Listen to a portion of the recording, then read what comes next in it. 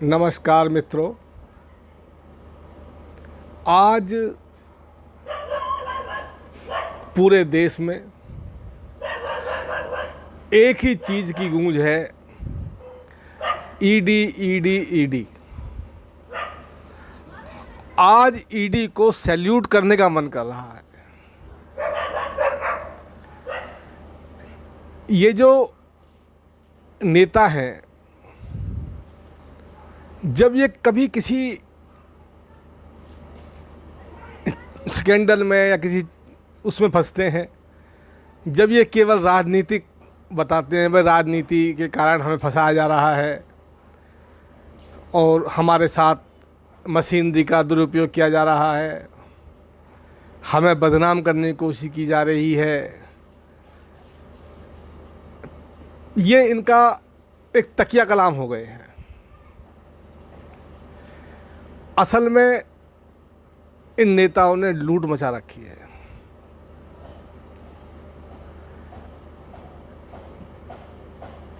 हमारे राज्यों पर 70 लाख करोड़ के कर्जे हैं, भिन्न भिन्न राज्यों पर अलग अलग। 70 लाख करोड़ जैसे महाराष्ट्र पर 6 लाख करोड़ कर्जा है, पश्चिम बंगाल पर 4 लाख करोड़ रुपए कर्जा है, पंजाब पर 3 लाख करोड़ कर्जा है, दिल्ली जैसे छोटे से राज्य में 50,000 करोड़ कर्जा है।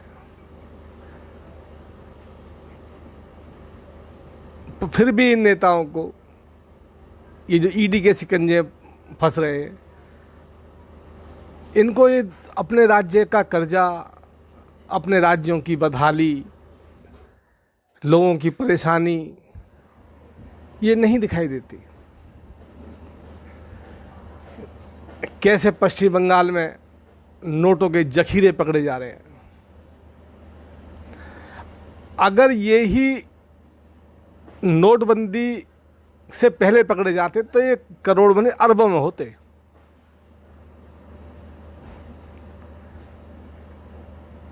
संजय राउत जी का मामला ले लो,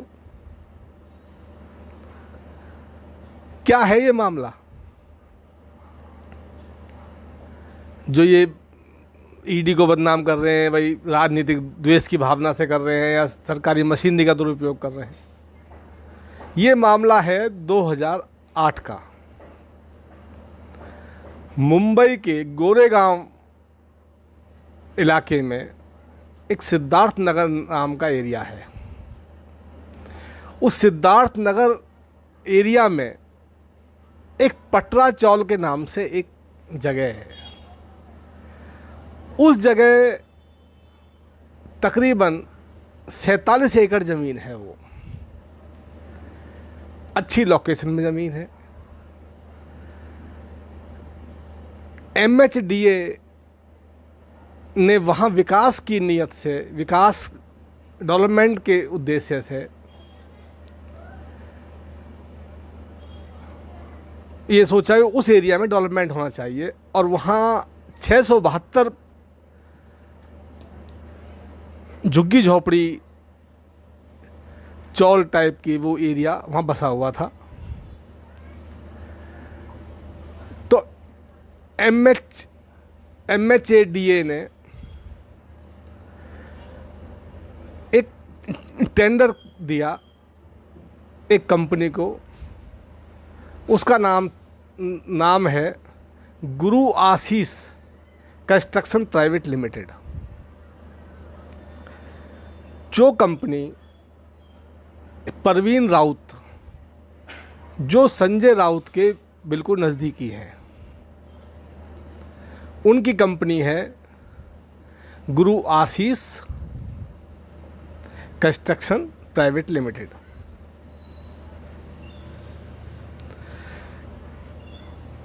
इस कंपनी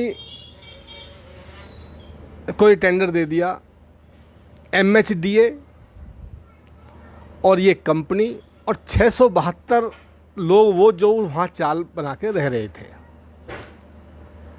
उसमें त्रिपक्षीय एक समझौता हुआ कि कंपनी इस ज़मीन को डेवलप करके बिजली पानी की व्यवस्था करके इन लोगों को फ्लैट देगी, बसाएगी वहाँ, और जो ज़मीन बचेगी उस ज़मीन को निजी कंपनियों को बेच देगी।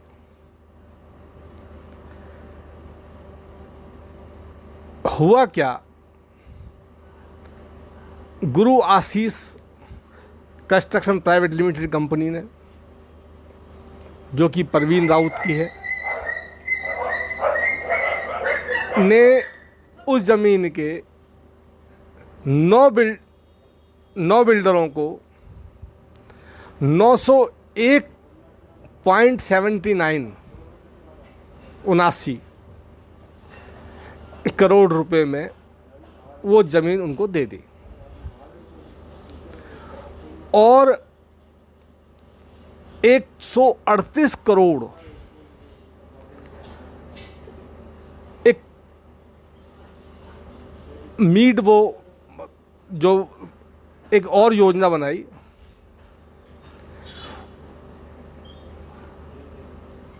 उन लोगों से इकट्ठा कर लिया उस योजना के तहत 138 करोड़ रुपए। तो कुल मिलाकर रुपए आए 1039.7.9 करोड़ रुपए। अब पहली गड़बड़ तो ये हो गई कि जो 672 परिवार थे, उन्हें आज 14 साल बाद भी कोई प्लॉट, मकान, फ्लैट कुछ नहीं दिया गया। कोई बात नहीं है। उसके बाद ये पैसा ट्रांसफ़र करा। अब यहाँ में इसमें ईडी कहाँ से आई? पीएमएलए एक्ट 2002, जिसमें मनी लॉन्ड्रिंग का वो है, ये पैसा HDIL कंपनी, जो परवीन राउत की पेरेंट कंपनी है, उस कंपनी में ट्रांसफ़र हो गया, और उस कंपनी से 100 करोड़ रुपए परवीन राउत के खाते में आया, और उस 100 करोड़ रुपए से अलीबाग में फ्लैट, प्लॉट संजय राउत व उनके परिवार वालों के नाम से खरीदे गए।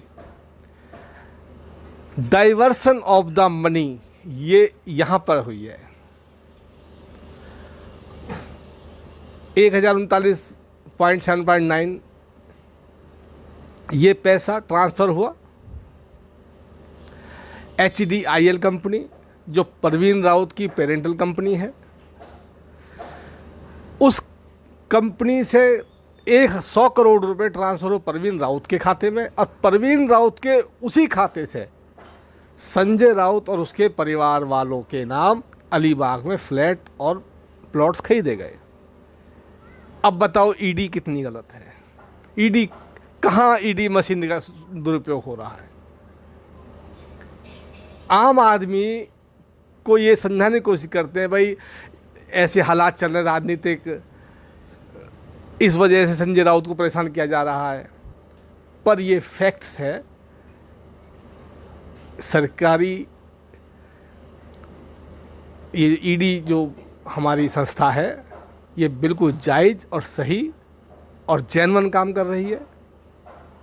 ये खातों से पैसे ईडी ने तो नहीं करवाए, ये जो ट्रांसफ़र हो गए जब तो ये बात वहाँ तक पहुँची है। तो ऐसी संस्थाएं ही देश को आज बचा रही हैं इन भ्रष्टाचारियों से। एक पकड़ा जाता है, 1000 के आंखें होती हैं। इसलिए ईडी को सैल्यूट करने का मन कर रहा है। जो लोग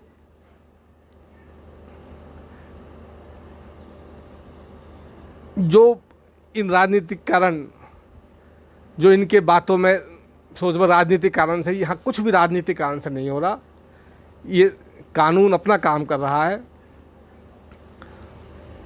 और इनसे, इन भ्रष्टाचार देश से बचाने का पूरा शिकंजा कानून अपना पूरा कस रहा है और कसना भी चाहिए। Salute ED, salute. धन्यवाद, थैंक यू, नमस्कार।